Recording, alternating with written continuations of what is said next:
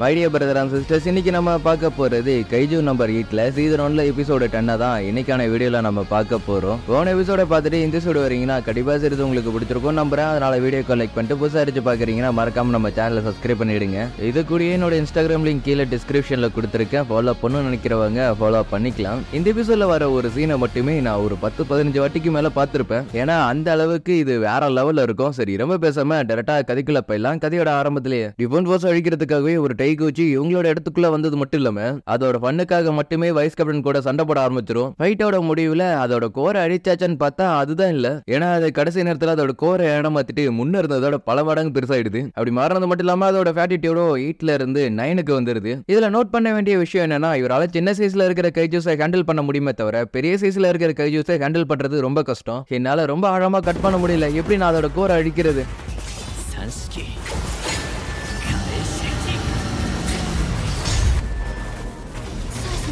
10 minutes maximum பவர்ல use பண்ணதுனால சூட்டு கொஞ்சம் ஹீட் ஆயிடுது. உடனே அதை நீங்க ஷட் பண்ணுங்கன்னு இவ சொல்றா. இல்ல, எனக்கு இன்னும் ஒரு நிமிஷம் தேவைப்படுது. இதுல அந்த டைகர் என்ன பண்ணுதுன்னா, அதுகிட்ட இருக்கிற ஹாஞ்சோஸை வச்சு இவர் அட்டாக் பண்ணுது. இவரா அதுல இருந்து தப்பிச்சுட்டு இப்ப என்ன பண்றதுன்னு யோசிக்கிறப்பதான் நேரா பண்ணனா கண்டிப்பா ஒரே அட்டாக்ல அது என்ன கொன்னுடும். அதுக்கு பதிலா பின்னாடி போய் தான் அட்டாக் பண்ணணும்னு ஜம்ப் பண்ணா அந்த கைஜுவுக்கு இந்த மாதிரி இவன் பண்ணுவான்னு தெரிஞ்சிருக்கு. அடுத்த நோடியே ஒரு அடிதான். அதுலயே வைஸ் கேப்டனுக்கு பாடி கண்டிஷன் ரொம்ப சீரியஸா போயிடுது. இங்க நடக்கிறத மானிட்டர்ல இருந்து பாத்துட்டு இருந்த இவ்வளவு வைஸ் கேப்டன் போயிட்டீங்களான்னு கதார ஆரம்பிச்சாரா. யாரான ஒரு வருஷத்துக்கு முன்னாடி நீ ஸ்வாட் யூஸ் பண்ணிட்டு இருந்தீங்கன்னா கண்டிப்பா நீ ஒரு ஜீனியஸ் எல்லாரும் சொல்லியிருப்பாங்க. பட் இப்போ இந்த ஏரால இதெல்லாம் தேவையே படாது. அதனால நான் சொல்றது என்னன்னா, டிஃபென்ஸ் ஃபோர்ஸ்ல சேரணுங்கிறத ஆசையை கைவிட்டுடு. என்ன பத்தி கவலைப்படாத, நான் இன்னும் உயிரோட தான் இருக்கிறேன். கடைசி நோடியில நான் என்னோட ஷீல்ட மேக்ஸிமமுக்கு மாத்தினதுனால பெரிய அடி இல்லாம தப்பிச்சிட்டேன். ஆனா நீங்க பயங்கரமா இன்ஜுரி இருக்கீங்க. இதுக்கு மேல உங்களால சண்டை போட முடியாது. பரவாயில்ல, என்னால இன்னும் எவ்வளவு நேரம் தாக்கு பிடிக்க முடியுதுங்கிறத பார்த்தார.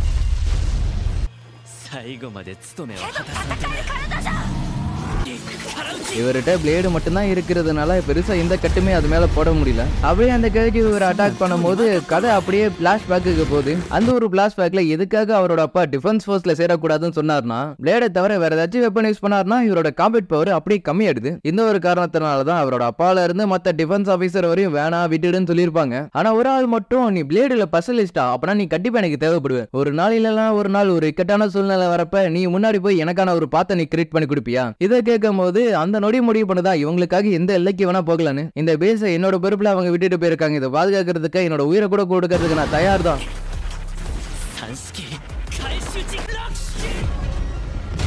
ஆனா கொஞ்ச நேரத்துல அந்த கேஜோ கிட்ட அவர் வசமா மாட்டிக்கிறாரு. இதை அங்க பார்த்த காஃப்காவும் இந்த மனுச்சரி எனக்கு இதை விட்ட வேற சாய்ஸ் இல்லைன்னு சொல்றா. இதை கேட்ட ரெனாவும் வேணா செம்பாய் அப்படி மட்டும் பண்ணிடாதீங்கன்னு சொல்றான். இந்த நேரத்துல ஒரு வாய்ஸ் இவங்களுக்கு கேட்கவும் எல்லாருமே கன்ஃபார்ம் பண்ணிடுறாங்க. ஹெட் குவார்டர்ஸ்க்கு போயிருந்த மீனா அஸ்வினும் திரும்பி பேஸுக்கு வந்துட்டாங்கன்னு. இப்போ இது ஒரு எமர்ஜென்சியா இருக்கிறதுனால எல்லா ப்ரொசீஜரையும் ஸ்கிப் பண்ணிட்டு நான் இப்போ பொழந்து கட்ட போறேன். இந்த கேஜிவை ஷூட் பண்ணாலுமே இது சீக்கிரமா ரீஜெனரேட் பண்ணிடுது. கேப்டன் அதோட கோர் பின்னாடி தான் இருக்கணும். ஆனா எக்ஸாக்டா அது எந்த இடம் தெரியல. பரவாயில்ல, அது எந்த இடத்துல இருக்குங்கிறத கண்டுபிடிச்சிடலான்னு மீனா சொல்றா. இது ஈஸியா இருக்க போறது கிடையாது. என்னால முடிஞ்சதை நான் பண்ணியாகணும்னு சொல்லிட்டு காம்பேட் பவரை 63% யூஸ் பண்ணி அட்டாக் பண்றாரு. உங்களோட சோட்டோட லிமிட் நீங்க தாண்டிட்டீங்கன்னு இவர் சொன்னாலும் அதை கேட்காம இவர் தொடர்ந்து சண்டை போட்டுட்டே இருக்கிறாரு. இது ரொம்ப ஃபாஸ்டா ரீஜெனரேட் ஆகுது. இதுக்கு நான் ஏதாச்சும் பண்ணியாகணும்னு யோசிக்கிறப்பதான் கிக்குருஷினுமே அந்த இடத்துக்கு வரா. ஆனா அவளால ரொம்ப டீப்பா கட் பண்ண முடியல. ஃபர்ஸ்ட் அட்டாக் நான் பண்ற, செகண்ட் அட்டாக் அதே இடத்துல நீயும் பண்ணு. ரெண்டு பேரும் சேர்ந்து அதோட காலை கொஞ்சமா டேமேஜ் பண்ணி விட்டாறாங்க. இதுல வேற இவளால சூட்டு ரொம்ப ஹீட் ஆனதுனால இதுக்கு மேல இவளால சண்டை போட முடியாது. இதுக்கப்புறம் நான் தான் இதை பார்த்தாகணும்னு வைஸ் கேப்டன் நினைக்கிறாரு. கோர் எங்க இருக்குங்கிறத இவங்க கண்டுபிடிச்சிட்டாங்க. ஆனா ஷூட் பண்றதுக்கு ஒரே ஒரு புல்லட் தான் இருக்கு. இந்த நேரத்துல தான் எல்லாருமே ஹெல்ப் பண்ண ஆரம்பிக்கிறாங்க. வைஸ் கேப்டன் யோஷினோவோ அந்த கைஜுக்கு ரீஜெனரேட் பண்றதுக்கு டைமே கொடுக்காதீங்கன்னு சொல்லிட்டு அவரும் கூட சேர்ந்து அட்டாக் பண்ண ஆரம்பிக்கிறாரு.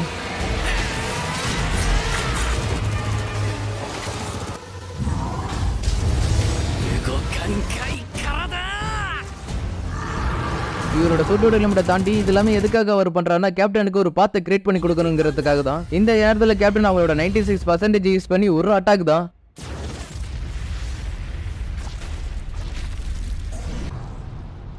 அந்த ஒரு அட்டாக்லயே அந்த கேஜ் மொத்தமா காலி அடிச்சு இதுக்கப்புறம் அதால ரீஜெனரேட் பண்ணி வந்து நம்ம கூட சண்டை போட முடியாதுன்னு சொல்றானுங்க. அவ்வளவுதான், நம்ம எல்லாருமே ஜெயிச்சிட்டோன்னு எல்லாருமே சந்தோஷப்பட ஆரம்பிச்சிடறானுங்க. கிக்கர் ஒரு வாரமா ஒரு இடத்துல உட்காந்துருக்கு. வைஸ் கேப்டன் அந்த இடத்துக்கு வராரு. கேப்டன் மீனாவும் அந்த இடத்துக்கு வர பார்த்த நம்ம காஃப்கா பொறிச்சு போயிடுறா. நான் சின்ன வயசுல இருந்தே இந்த டிஃபென்ஸ் ஃபோர்ஸ்ல இருக்கணும்னு ஆசைப்பட தெரியுமா? அதுவும் அந்த இடத்துல நான் நிக்கணும்னு ஆசைப்படுறேன். என்ன ஆர்வ கலர் மாதிரி பேசிட்டு இருக்கீங்க? நம்ம இன்னும் போக வேண்டிய இடம் நிறையவே இருக்குன்னு இச்சிகாவா சொல்றான். நிச்சயமா நம்ம போறோம்னு காஃப்காவும் சொல்றான். சரி, ஓகே, மத்த காஜோசி நானும் கேப்டனும் பாத்துக்கிறோம். ஃபர்ஸ்ட் நீ போய் ரெஸ்ட் ரெஸ்ட் எடுன்னு கேப்டன் சொல்ல நீங்களும் தான் போய் ரெஸ்ட் எடுக்க வேண்டியது இருக்குன்னு மத்தவனுங்க சொல்றானுங்க. இதுக்கு மேல நீங்க உங்களோட சூட்டை யூஸ் பண்ணீங்க அது கண்டிப்பா ஓவர் ஹீட் ஆயிடும். இவங்க எல்லாரும் பேசிட்டு இருக்க நேரத்துல கைஜூஸ் தான் சேர்ந்து வானத்துல ஒரு பெரிய பாம்பு கிரியேட் பண்ணுதுங்க. இந்த பாம்பு மட்டும் வெடிச்சுச்சுன்னா இது ஒரு 20 கியோட்டின் டிஏடிக்கு சமம். அப்பனா இது ஒரு நியூக்ளியர் பாம்புக்கு ஈக்குவலானு எல்லாருமே ஷாக் ஆகுறானுங்க. இப்ப நம்ம தப்பிச்சு போறதுக்கு கூட வாய்ப்பு இல்லையான்னு வைஸ் கேப்டன் நினைக்கிறாரு. ஹியூமன்ஸ் இப்ப நம்ம போட்டு சண்டை டிராவ் ஆயிடுச்சு போல இருக்கு இப்படின்னு அந்த கைஜு நக்கலா சொல்லவும் செப்பாய் எப்படி மட்டும் பண்ணிடாதீங்கன்னு ரெனோ சொல்றான்.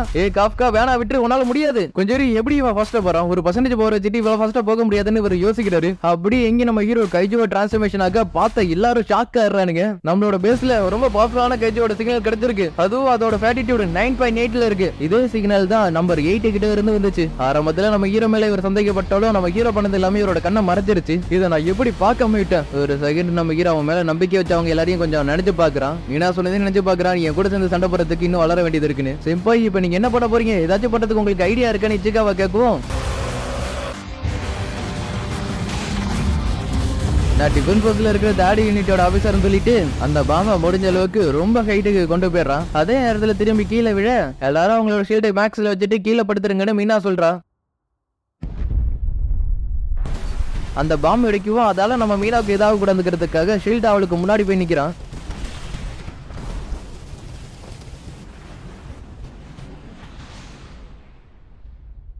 ஒரு வழியா நான் எல்லாரையும் காப்பாத்திட்டேன். இதுக்கப்புறம் எனக்கு நிக்கிறதுக்கு கூட ஸ்டாமினா இல்ல. எல்லாரும் சேஃபா இருக்காங்க அப்படின்னு நினைக்கிறப்ப காஃப்கா ஹிபினோ இல்ல கைஜு நம்பர் 8 இப்ப நான் உன்னை அரெஸ்ட் பண்றேன் இப்படி இவ சொல்லவும் இந்த இடத்துல இந்த எபிசோடு முடியுது. சோ கைஸ் இந்த எபிசோட எப்படி இருந்துச்சுன்னு மறக்காம கீழே கமெண்ட் பண்ணுங்க. எல்லாரோட உயிரையும் காப்பாத்தான காஃப்காவுக்கு கடைசியில் இப்படி ஒரு நிலைமை ஆயிடுச்சு. அடுத்தது காஃப்காவுக்கு என்ன நடக்க போகுது அப்படிங்கறது எல்லாத்தையுமே வரப்போற எபிசோட்ல பார்த்து தெரிஞ்சுங்க. சரி ரொம்ப பேசாம அடுத்த எபிசோட்ல பார்க்கலாம். Bye, see you, take care, bye, love you all, see you again.